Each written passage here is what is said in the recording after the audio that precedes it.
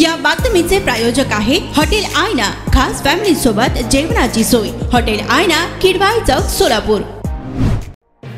जे मणिपूरला गेले नाहीत ते या वेळेला कायमचे गुजरातला जातील असे खासदार संजय राऊत यांनी म्हटलंय।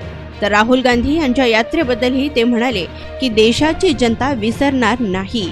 राहुल गांधी हे मणिपूरमध्ये जाऊ शकले, राहुल गांधी हे मणिपूरमध्ये राहिले देखील, तसेच निर्वाचित छावण्यात जाऊन तेथील लोकांची विचारपूस केली। परंतु देशाचे पंतप्रधान नरेंद्र मोदी हे अद्यापही मणिपूरला जाऊ शकलेले नाही। याचे कारण काय? तुम्ही अखंड हिंदुस्थानची भाषा करता, त्यात मणिपूर येत नाही का? देशाचे पंतप्रधान म्हणजे एक अशी व्यक्ती बसली आहे ज्याला गुजरातच्या पलीकडील देश दिसत नाही। त्यामुळे 2024 मध्ये कायमस्वरूपी त्यांना गुजरातमध्ये पाठविण्याचा जनतेनं ध्यास घेतल्याचं खासदार संजय राऊत यांनी म्हणत, जी जागा मोदींचा उद्योगपती करण्याचा प्रयत्न करत आहे तिथे राहुल गांधी यांची यात्रा संपली। जे मणिपूरला गेले नाहीत ते या वेळेला कायमचे गुजरातला जातील। राहुल गांधी सभेला आज सर्व प्रमुख नेते उपस्थित राहतील असे खासदार संजय राऊत यांनी म्हटले। औरंगाबाद आणि उस्मानाबाद असा उल्लेख आहे, त्या ठिकाणी धाराशिव आणि छत्रपती संभाजीनगर असा उल्लेख असा उद्धव ठाकरेंनी हा निर्णय घेतला होता, संभाजीनगर आणि धाराशिव मुख्यमंत्री असताना। आणि आजही केंद्राकडून आलेल्या नोटिफिकेशन मध्ये औरंगाबाद आणि उस्मानाबाद असेल तर मला असं वाटतं त्याच्यावरती या राज्याचे एक फुल दोन डाऊटफुल म्हणजे मुख्यमंत्री व उपमुख्यमंत्री आहेत दोन, त्यांनी याच्यावरती भाष्य केलं पाहिजे। आम्ही संभाजीनगरच म्हणतो आणि म्हणत राहणार, आम्ही धाराशिवच म्हणतो आणि म्हणत राहणार।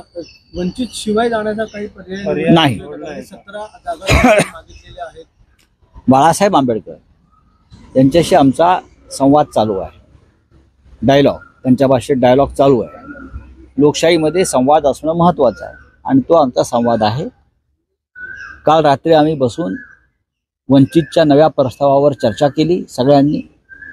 बाळासाहेब आंबेडकर हे सन्माननीय प्रतिष्ठित नेते आहेत।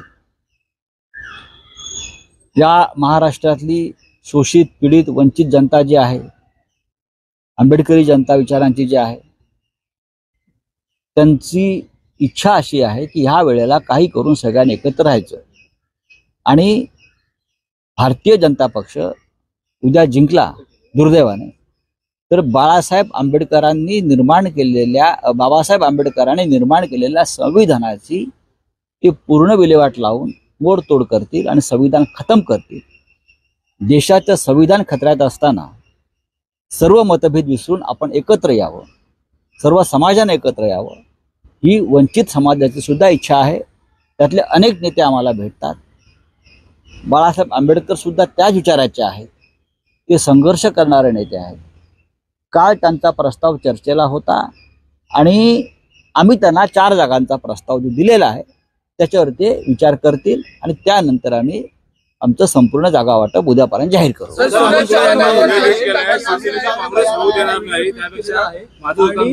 बाळासाहेबांचा एक व्हिडिओ आहे जो ज्यामध्ये म्हणतात की काँग्रेस शिवाय आम्ही लावू, हा जो व्हिडिओ आहे तो पुन्हा एकदा ट्विट केला चंद्रशेखर बावनकुळेंचा काय गांभीर्याने घेत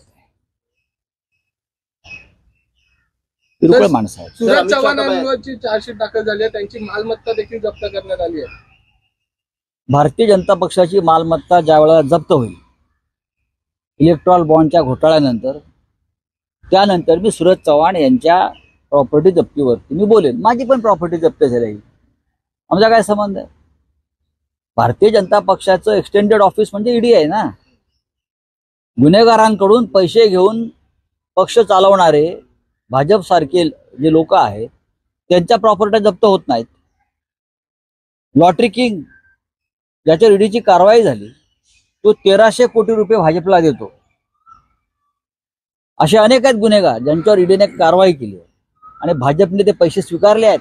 भाजपच्या अध्यक्षांनी गेल्या 5 वर्षांमध्ये म्हणजे पहिले गुन्हेगार नरेंद्र मोदी प्रधानमंत्री, दुसरे गृहमंत्री, भाजपचे अध्यक्ष।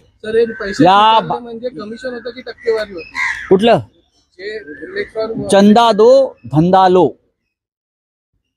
त्या चंदा दो धंदा लो म्हणजे वॉशिंग मशीन हे अशा गुन्हेगार प्रवृत्तीच्या उद्योगपतींसाठी भाजपने निर्माण केलं।